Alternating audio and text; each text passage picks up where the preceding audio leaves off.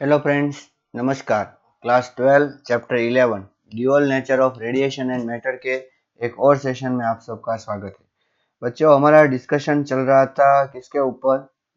Photo electric effect के ऊपर। ठीक है, आपने फोटो इलेक्ट्रिक इफेक्ट थोड़ा सा इस चैप्टर में पढ़ लिया, इंट्रोडक्शन थोड़ा सा पढ़ लिया। ठीक है, आज मैं आपको जानकारी देना चाहता हूँ दो चीज के बारे में। पहला है, लिखिए, थ्रेशोल्ड वेवलेंथ। थ्रेशोल्ड वेवलेंथ, ठीक है। और दूसरा है थ्रेशोल्ड फ्रीक्वेंसी। ठीक है, थ्रेशोल्ड वेवलेंथ का सिंबल लैम्बडा 0 और थ्रेशोल्ड फ्रीक्वेंसी का सिंबल f0। ठीक है, एक काम करिए, पहले आप ये डेफिनेशन लिख लीजिए। ठीक है, maximum wavelength, maximum wavelength of light, maximum wavelength of light which results in ejection of electron from metal surface, okay. और अगर ये मैक्सिमम है तो ये minimum frequency of light, which results in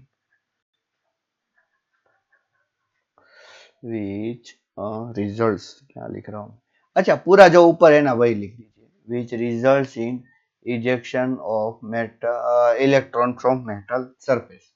अच्छा बच्चों, हमने पिछले वीडियो में जो देखा वो एक क्वांटिटी हमने पिछले वीडियो में देखी थी, वर्क फंक्शन। ठीक है, क्या देखी थी बच्चों हमने? Work function. ठीक है, वर्क फंक्शन जिसका सिंबल क्या था? Phi zero. देखिए, ये फाई जीरो, ये f0, ये लैम्बडा 0, सब 0 0 वाले हैं। ओके, वर्क फंक्शन में हमने क्या देखा था कि किसी मेटल में से, ये अगर मेटल है, अगर इलेक्ट्रॉन बाहर निकाल ले तो उस इलेक्ट्रॉन को एनर्जी चाहिए, मिनिमम उसकी थोड़ी सी कंडीशन है। अगर वो एनर्जी उसे मिल जाती है तो वो बाहर निकल पाएंगे, अदरवाइज वो बाहर नहीं निकल पाएंगे। ठीक है, और उस एनर्जी का नाम हमने क्या रखा था? Phi zero. ये कैसी वैल्यू थी बच्चों? मिनिमम। मतलब कि मिनिमम इतना तो चाहिए ही, इससे कम नहीं चलेगा भैया। ये फाई जीरो इतना मिनिमम चाहिए, फाई जीरो से कम तो नहीं चलेगा। मिनिमम किसकी value? Minimum value of energy. ठीक है, और किसकी? Energy of light, minimum value of energy of light. ठीक है, मतलब कि भैया इतनी एनर्जी वाली लाइट तो हमें चाहिए ही चाहिए। उससे अगर आप कम एनर्जी वाली लाइट देते हो, ठीक है, तो हमें आपसे कोई मतलब नहीं, हम आपको इलेक्ट्रॉन्स नहीं देंगे। ठीक है, ऐसा है। ऐसा किसका कहना है? मेटल का कहना है। तो मैं आपको एक बात बोलूं बच्चों, कि ये वर्क फंक्शन जो है ये किस पे डिपेंड करेगा? लाइट पे डिपेंड करेगा कि मेटल पे डिपेंड करेगा? आप सोच के बोलो। ठीक है, मैं 5 सेकंड रुकता हूँ। सोच सोच कर लो, सोच के अच्छी तरीके से जवाब देना अपने दिमाग को। ठीक है, कि ये जो वर्क फंक्शन है, वर्क फंक्शन की वैल्यू जो है वो किस पे डिपेंड करेगी? क्या वो मेटल पे डिपेंड करेगी कि लाइट पे डिपेंड करेगी? अच्छा, अगर आपने सोचा है, it depends on type of, बोलिए बोलिए बोलिए, मेटल। ठीक है, मेटल पे डिपेंड करेगा। सब मेटल की अपनी अलग अलग जो वैल्यू है वर्क फंक्शन की वो है। ठीक है, मैंने सीजियम का बोला था तो मुझे अभी याद है थोड़ा सा, 2.14 eV। ठीक है, बाकी सबका तो याद नहीं। ठीक है, आपकी एनसीईआरटी की टेक्स्ट बुक में पूरा एक टेबल लिया है और इसकी वैल्यू आपको मगअप करने की भी कोई जरूरत नहीं है, ये वैल्यू आपको दी जाएगी। ठीक है, तो मैं क्या बोल रहा हूँ कि सोचो कि ये जो सीजियम है, सीजियम की वैल्यू हमें पता है कितनी है? 2.14 eV। तो ये क्या बोलेगा कि भैया मुझे इतनी एनर्जी तो चाहिए ही चाहिए। ठीक है, किसके फॉर्म में? लाइट एनर्जी के फॉर्म में। अभी लाइट एनर्जी के पास क्या है, फोटोन, ठीक है, और फोटोन की एनर्जी क्या रहती है, एच एफ या तो एच सी बाय लेमड़ा। तो अगर मैं ऐसा लिखूं, देखो पहले तो E is equals to H F, तो E किस पे डिपेंड करता है, फ्रीक्वेंसी पे। E किस पे डिपेंड करता है, फ्रीक्वेंसी। तो अगर ये फ्रीक्वेंसी मिनिमम हो तो ये एनर्जी भी मिनिमम हो सकती है। और सबसे बड़ी बात कि हमें कौन सी वैल्यू की बात करनी है, मिनिमम। और अगर हम एफ एच एफ की बात ना करें और एच सी अपन लेमड़ा की बात करें, तो एफ मिनिमम होने के लिए या तो एनर्जी मिनिमम होने के लिए लेमड़ा को कैसा होना पड़ेगा, मैक्सिमम। लेमड़ा को कैसा होना पड़ेगा, मैक्सिमम, ठीक है। तो ये जो बच्चों ई मिनिमम है ना, चलो अच्छी तरीके से अगर मैं इसको लिखूं, ई जीरो लिखूं, चलो ई जीरो नहीं लिखता मैं, फाइव जीरो लिखूं, तो इसको मैं क्या लिखूंगा, एच एफ जीरो लिखूं, तो इसको मैं क्या लिखूंगा, H C upon lambda zero. तो कहने का मतलब अगर अगर आपके पास वर्क फंक्शन है किसी मेटल का, फॉर एग्जांपल इसका है, तो आप इसकी थ्रेशोल्ड फ्रीक्वेंसी और थ्रेशोल्ड वेवलेंथ निकाल सकते हो। चलिए निकालने हैं, चलिए ट्राई करते हैं, ठीक है। क्या है क्वेश्चन, चलिए क्वेश्चन के रूप में लिख लीजिए। तो थ्रेशोल्ड फ्रीक्वेंसी आपको समझ में आ गई ना, इतनी फ्रीक्वेंसी जो वर्क फंक्शन के लिए, वर्क फंक्शन जितना एनर्जी क्रिएट करे, और वेवलेंथ तो इतनी वेवलेंथ जो वर्क फंक्शन क्रिएट करे। दोनों की मतलब कि अगर मीनिंग की बात करें तो सेम है। अगर फ्रीक्वेंसी चाहिए तो वो मिनिमम, उससे कम नहीं चलेगी, और लेमड़ा तो मैक्सिमम, उससे ज्यादा नहीं चलेगी, उससे कम है तो कोई बात नहीं, काम हो पाएगा, ठीक है। ओके, चलिए, तो ऐसा है कि क्वेश्चन लिखिए, find f0 and lambda zero for cesium। चलिए पहले आप ट्राई कीजिए बच्चों, प्लीज आप ट्राई करो यार, प्लीज ट्राई करो। फाई दिया है 2.14 eV, यहाँ पर मैं बोल दे रहा हूँ, phi zero is equals to 2.14 eV for cesium। Okay, क्या आपने ट्राई किया बच्चों, कैसे करेंगे, कैसे करेंगे, कैसे करेंगे, कैसे करेंगे, चलो करते हैं। तो क्या होगा देखिए, phi zero is equals to क्या था, H F zero. Okay, phi zero की वैल्यू कितनी है बच्चों, 2.14 ईवी है। ओके, और एच की वैल्यू कितनी है, 6.625 इंटू 10⁻³ इंटू एफ जीरो, ठीक है। तो फिर क्या करना होगा, F zero is equals to 2.14 divided by 6.625 into 10⁻³ तो ये आपकी फ्रीक्वेंसी आ गई। अगर आपने किया है तो थांबा, इसका मतलब ये अगर आपने ऐसा किया है तो ये रॉन्ग हो जाएगा बच्चों। क्यों, क्योंकि अभी एक चीज आपको मल्टीप्लाई करना बाकी है, और वो है 1.6 इंटू 10⁻⁹। क्यों, देखो ये इलेक्ट्रॉन वोल्ट में है, इसको हमें जूल में कन्वर्ट करना होगा बच्चों। क्यों, एच की वैल्यू देखो मैं यहाँ पे लिख रहा हूँ, 6.625 इंटू 10⁻34 जूल सेकंड।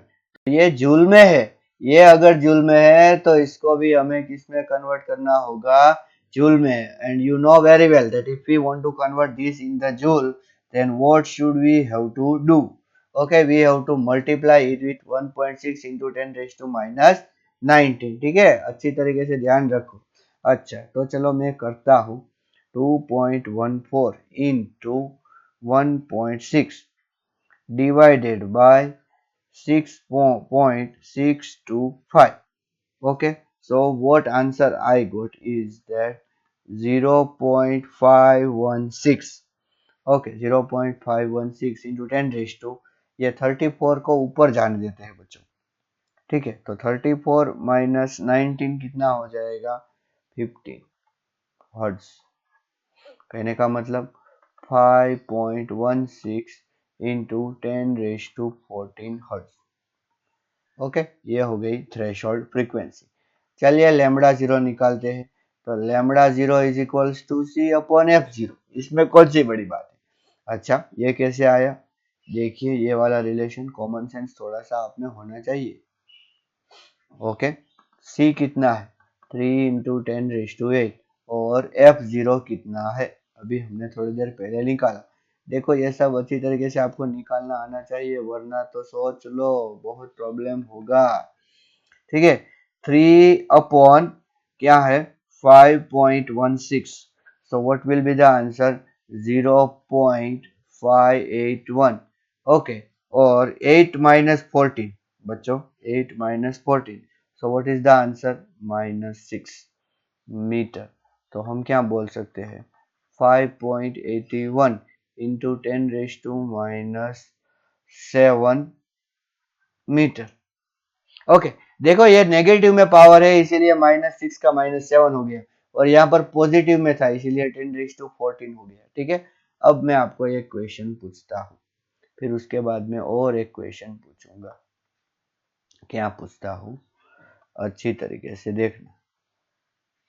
ये भैया सीजियम है, इसके ऊपर मैंने एक लाइट डाली, ठीक, या तो एक वेव डाली, वेव ही सोच लो।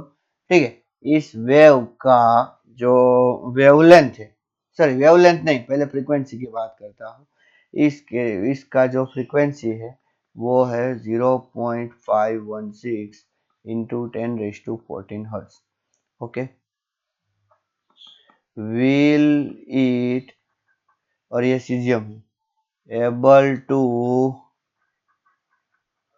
Release electron.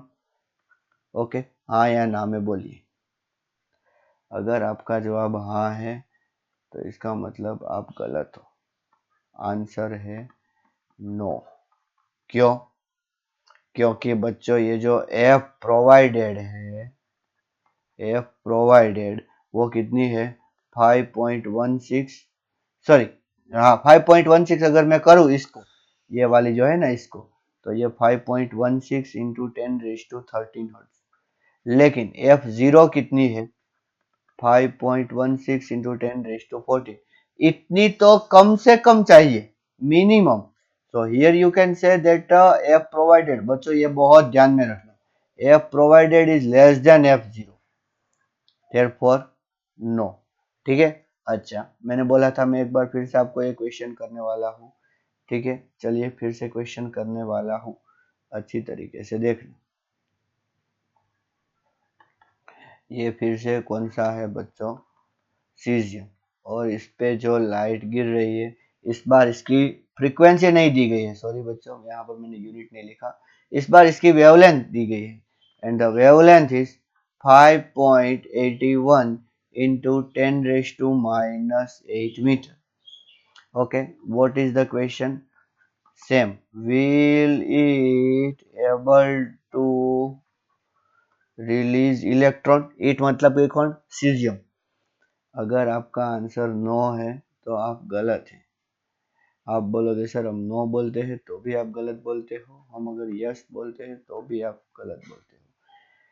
तो इसमें आंसर यस आएगा। क्यों बच्चों? देखो अच्छी तरीके से, जो लेमड़ा प्रोवाइडेड है, लेमड़ा प्रोवाइडेड मतलब कि जो लेमड़ा इंसिडेंट ऐसा भी बोल सकते हैं, वो कितना है 5.81 इंटू 10⁻⁻8, और लेमड़ा जीरो कितना है 5.81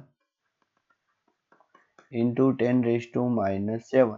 याद रहे इसकी वैल्यू हमने कैसे लिखी थी, मैक्सिमम, मतलब कि इससे बड़ी अगर वैल्यू प्रोवाइडेड है तो नहीं चलेगा। अगर लेमड़ा प्रोवाइडेड और लेमड़ा जीरो की बात करें तो लेमड़ा प्रोवाइडेड, जिसको मैं पी लिखूंगा, is less then lambda zero. कैसे पता चला? इस पावर को ऑब्जर्व करो, यहाँ पर 10⁻⁸ है और यहाँ पर 10⁻⁷, इससे 10 गुना छोटी, तो ये जो है ये कंडीशन है। तो यहाँ पर हम क्या बोल सकते हैं, कंडीशन सेटिस्फाइड, मरना कैंसल। बसंत भी मान गई और उसकी मौसी भी मान गई। तो कंडीशन सेटिस्फाइड, तो अब क्या होगा, इलेक्ट्रॉन इजेक्ट होंगे। लेकिन याद रहे हर बार इलेक्ट्रॉन इजेक्ट हो ये जरूरी नहीं है। हमने देखा था पिछले वीडियो में कि इलेक्ट्रॉन क्या है कि बहुत पागल हो जाते हैं, एनर्जी मिलती है तो आजू बाजू में वेस्ट कर देते हैं। तो याद रखो कि ऐसे डायरेक्टली हम नहीं बोल सकते 100%, लेकिन हो सकता है। बच्चों मैं एक शॉर्टकट आपको बोलना चाहता हूँ, ये जो एच सी है ना, ठीक है, एच सी, एच क्या है 6.62 पाई इंटू 10⁻⁻34, जूल सेकंड, और C क्या है 3 इंटू 10⁸ मीटर पर सेकंड। अगर हम इनको मल्टीप्लाई करते हैं तो ये कट हो जाता है, so our answer left in the joule metre. लेकिन मैं अगर इसको इलेक्ट्रॉन से डिवाइड करूं, मतलब कि इस वैल्यू से 1.6 इंटू 10⁻19, आपको पता है ये जूल है वो किस में कन्वर्ट हो जाएगा, इलेक्ट्रॉन वोल्ट में। तो बच्चों ये जो वैल्यू मिलती है ना, ये करीब करीब 1242 EVNM इतनी मिलती है। ये वैल्यू बच्चों याद रखना, कभी कभी आपको हेल्प करेगी। किस तरह, फॉर एग्जाम्पल आपको ऐसा दिया है कि भैया lambda is equals to 500 nanometre है, lambda zero threshold wavelength, threshold wavelength, okay, and find work function in EV। तो आप बोलोगे सर ऐसा थोड़ी है कि हमें ये वैल्यू नहीं पता है तो नहीं हो सकता है ऐसा कुछ नहीं है, ठीक है, लेकिन ये कैलकुलेशन आसान करता है। 50 is equals to H C upon lambda zero, ठीक है। अगर आपको एफ जीरो दिया होता है यहाँ पर तो आप एच एफ जीरो लगाते डायरेक्टली, ठीक है। अभी एच सी की वैल्यू मैं क्या रखता हूँ 1242 EVN divided by lambda zero की वैल्यू क्या रखता हूँ 500 नैनोमीटर। तो देखिए नैनोमीटर नैनोमीटर कट हो गया, और यहाँ पर 1242 डिवाइडेड बाय 500, सो 2.48, क्या आंसर आया 2.48, और वो भी किस में आंसर आया ईवी में। समझ में आया? हाँ, ठीक है, याद रखो अच्छी तरीके से 1242। एक और बात कि ये जो मेटल है, ठीक है, लिनार्ड का एक्सपेरिमेंट तो हम इसके बाद डिस्कस करेंगे, लेकिन उस एक्सपेरिमेंट को डिस्कस करने से पहले मैं एक चीज बता देना चाहता हूँ, वो क्या है अच्छी तरीके से सुन। ओके, यहाँ पर मैं जो ये लाइट इंसिडेंट कर रहा हूँ इसकी फ्रीक्वेंसी f1 है। कितनी है f1, और इलेक्ट्रॉन बाहर निकल रहे हैं, नो लॉस, हम हमेशा नो लॉस ही कंसीडर करेंगे। उसकी काइनेटिक एनर्जी है ke1। अच्छी तरीके से देखना हाँ बच्चों प्लीज।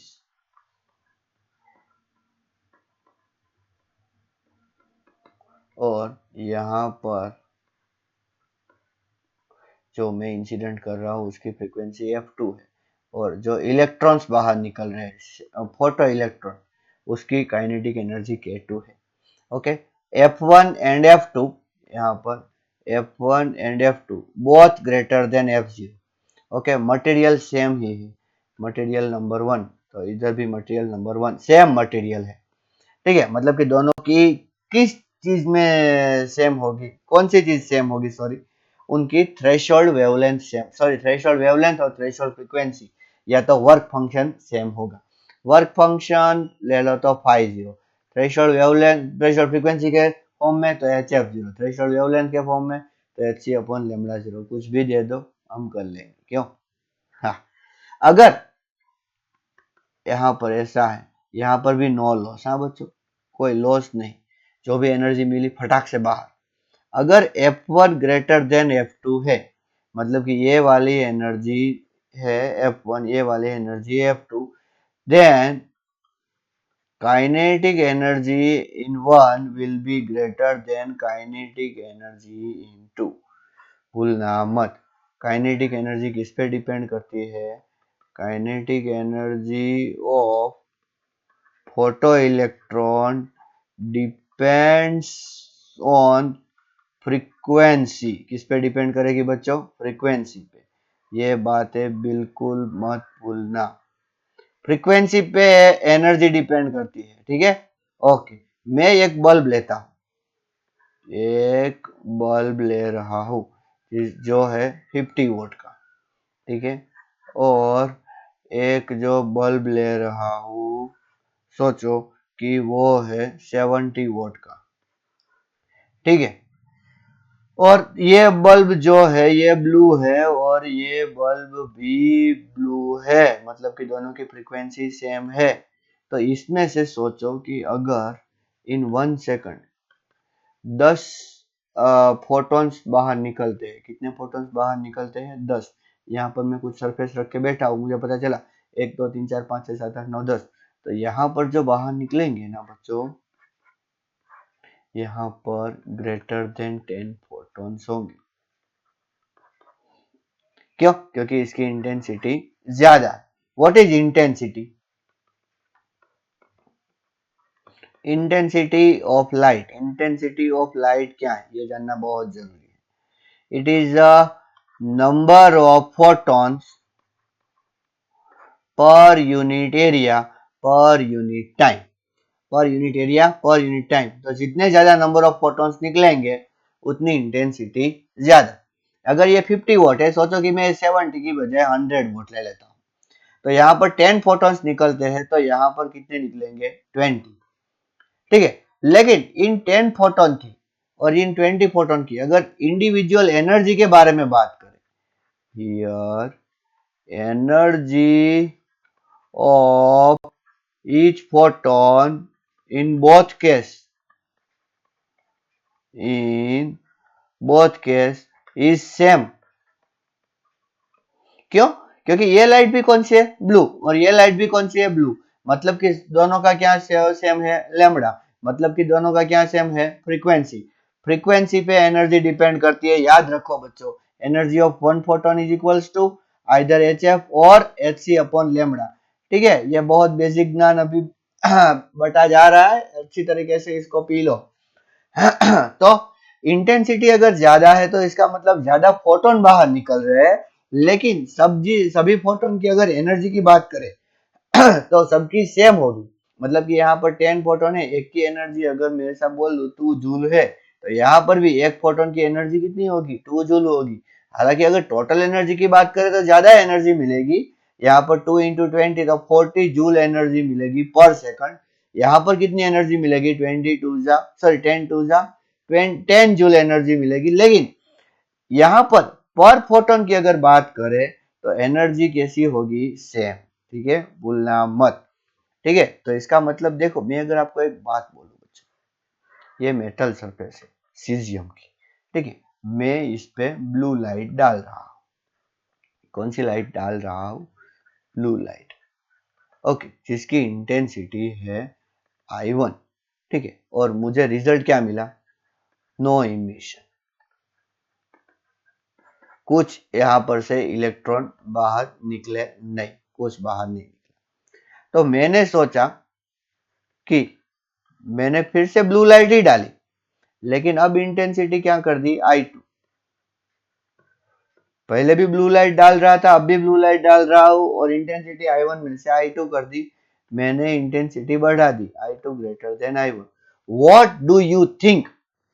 Will electron emitted?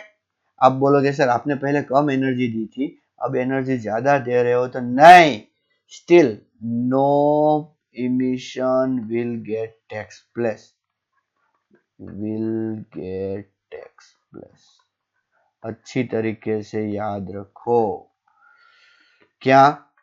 कि फोटोन को इमिट होने, sorry, no emission of photo electron तब भी इमिट होंगे जब यहाँ पर जो एनर्जी आ रही है ना, वो वर्क फंक्शन से ज्यादा हो। अच्छा, आप बोलोगे सर आपको कैसे पता चला कि वर्क फंक्शन से कम है? अरे पहले देखिए, ये जो ब्लू लाइट है, यहाँ पर इमिशन नहीं हो रहा है। हम हर बार कौन सा कंसीडर करेंगे? नो लॉस वाला ही, कि इलेक्ट्रॉन वो जो एनर्जी मिल रही है उसको गवा नहीं दे रहा है, बाहर निकलना चाह रहा है। लेकिन यहाँ पर जो एनर्जी प्रोवाइडेड है, E provided is less than E required. Required मतलब कि जो चाहिए, जो वर्क फंक्शन है उससे कम है, इसीलिए तो इमिशन नहीं हो रहा है। तो आप बोलोगे सर हम यहाँ पर तो ज्यादा एनर्जी प्रोवाइड, नहीं, आप भूल रहे हो बच्चों। आप जो भी थिंक करोगे, okay, always think of one photon. Always think of one photon and one electron. एक फोटोन एक इलेक्ट्रॉन पे गिरा, अगर इस फोटोन की एनर्जी वर्क फंक्शन जितनी नहीं है, तो ये इलेक्ट्रॉन उसको एब्जॉर्ब नहीं करेगा और बोलेगा चल जा। अगर इसकी एनर्जी वर्क फंक्शन से ज्यादा है, तो डायरेक्टली ये इलेक्ट्रॉन एब्जॉर्ब कर लेगा और वो इमिट हो जाएगा। याद रखना, एक फोटोन एक इलेक्ट्रॉन पे। ये अब लाइट वेव नहीं है, ये लाइट कैसी है? पार्टिकल। एक पार्टिकल एक पे, ठीक है, भूलना मत। कहने का मतलब क्या है कि इमिशन होगा या नहीं, ये लाइट की इंटेंसिटी पे डिपेंड नहीं करेगा, लाइट की फ्रीक्वेंसी पे डिपेंड करेगा। ओके, याद रखो, whether emission of electron takes place or not, इसकी सिर्फ बात है कि होगा या नहीं, बस इतना, ठीक है। इट डिपेंड्स ऑन, हालांकि मेरी हैंड राइटिंग बहुत बकवास हो रही है, पर कंसेप्ट बहुत बहुत बढ़िया चल रहा है। Whether emission of electron takes place or not, it depends on frequency of light. किस पे डिपेंड करेगा? अगर सिर्फ लाइट की बात करें तो frequency of light and type of material. क्यों? क्योंकि लाइट बोल रही कि मेरी एनर्जी तो ज्यादा है, और इस मटेरियल ने ही साले ने ऐसी अपनी कॉन्फ़िगरेशन बना रखी है कि उसको मेरी एनर्जी भी कम लगती है। ऐसा भी पॉसिबल हो सकता है ना। तो ये दोनों चीज पे डिपेंड करेगी। It does not depend on intensity of light,